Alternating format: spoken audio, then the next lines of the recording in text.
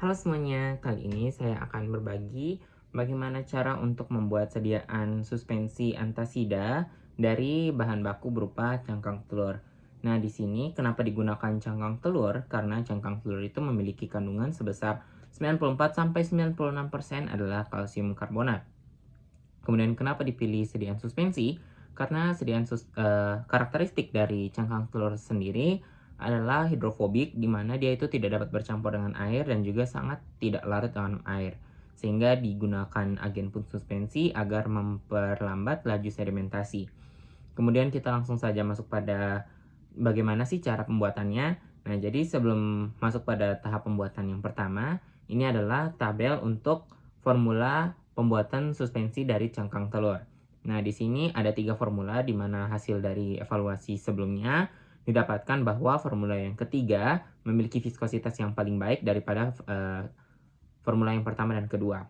Kemudian untuk tahapan pembuatannya, pertama-tama harus melewati standarisasi bahan baku.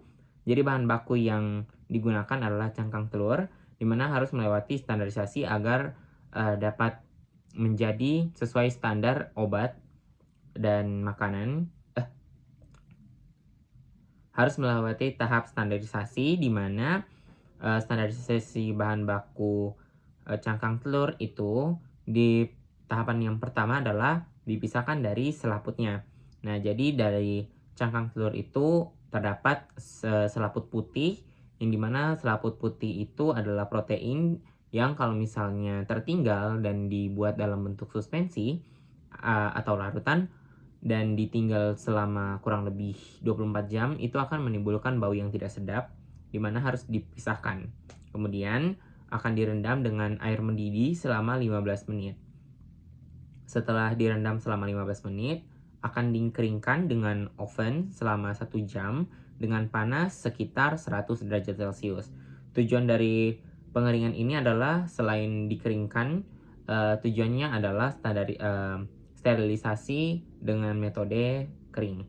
Kemudian setelah dikeringkan selama 1 jam, cangkang telur tersebut akan diserbukkan dengan cara di blender ataupun digerus, atau bisa keduanya. Dan serbuk ini harus dalam bentuk yang sangat kecil partikelnya. Kemudian akan diayak dengan mesh 100 dengan tujuan agar keseragaman bobot dan juga agar dosis yang diberikan itu sesuai dengan apa yang diklaim. Oke. Kemudian setelah diayak dengan mesh 100, siap untuk digunakan sebagai bahan baku. Nah, ketika kita membuat suspensi, karena tadi pada formulanya ada yang namanya sirup simplex, sehingga kita bisa membuat sirup simplexnya terlebih dahulu, di mana kita membuat sirup simplex itu sesuai dengan standar farmakope, di mana kita membuat sirup simplex itu sesuai dengan referensi dari formularium nasional. Kemudian setelah kita membuat sirup simplexnya, kita akan mengkalibrasi botol, di mana pada tahap ini kita membuat sebanyak 60 ml sediaan. Itulah mengapa kita harus mengkalibrasi terlebih dahulu. Kemudian setelah kita mengkalibrasi, kita menyiapkan semua bahan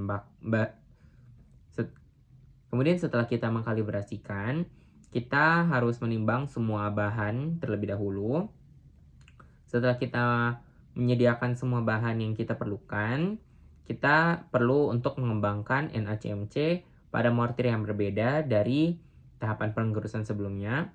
Jadi kita harus kembangkan NaCmC terlebih dahulu dengan sedikit aquades yang dari 60 ml tersebut. Kemudian setelah kita kembangkan, kita masukkan serbuk cangkang telur yang sudah digerus tadi, dan kita gerus secara perlahan di dalam NaCmC yang sudah mengembang tadi. Kemudian setelah kita masukkan cangkang telurnya, kita masukkan juga sirup dan juga nipagin sebanyak volume yang sudah dipaparkan sebelumnya, yaitu 15 gram sirup simplex atau 15 ml dan juga 0,06 gram nipagin. Tujuan dari penggunaan nipagin di sini adalah sebagai eh, pengawet, dan juga kita akan memasukkan bahan yang terakhir yaitu Aquades sampai 60 ml sampai di batas kalibrasi. Dan tujuan penggunaan dari Aquades sendiri ini adalah untuk sebagai agen pembawa atau vehicle-nya. Kemudian setelah dimasukkan dalam botol, botol tersebut harus diberikan label. Labelnya adalah sebagai berikut. Ini sebagai referensi saja dan bisa disesuaikan. Kemudian untuk tahapan berikutnya adalah evaluasi. Nah, tahapan ini adalah tahapan yang penting di mana kita harus mengevaluasi sediaan kita, dikarenakan kalau misalnya tidak dilakukan evaluasi itu tidak bisa mengetahui apakah sediaan yang kita buat ini sudah stabil dan sesuai dengan harapan kita ataukah tidak. Dan ini adalah tahapan yang dimana kita bisa melihat apakah ada faktor kesalahan dan juga bisa menganalisis apa yang salah dan juga bisa mereformulasi. Dan pada tahapan evaluasi yang paling pertama adalah uji organoleptis, di mana uji organoleptis itu memiliki 4 hal penting, di mana ada penglihatan, perasa, kemudian indera penciuman dengan hidung, dan juga penglihatan, penciuman, perasa, dan juga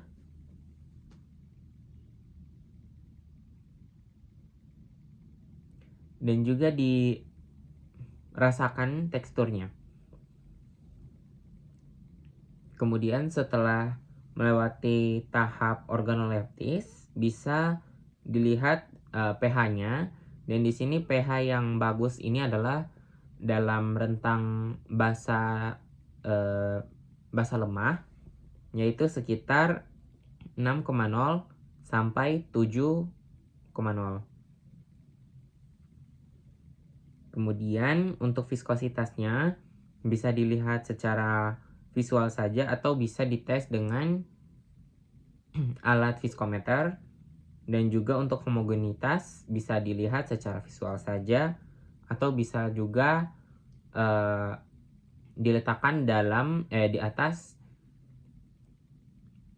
atau bisa disebarkan di atas permukaan objek gelas, dan akan dilihat apakah masih ada partikel padat yang belum terdispersi. Sekian dari pemaparan materi saya, semoga bermanfaat. Sekian dan terima kasih.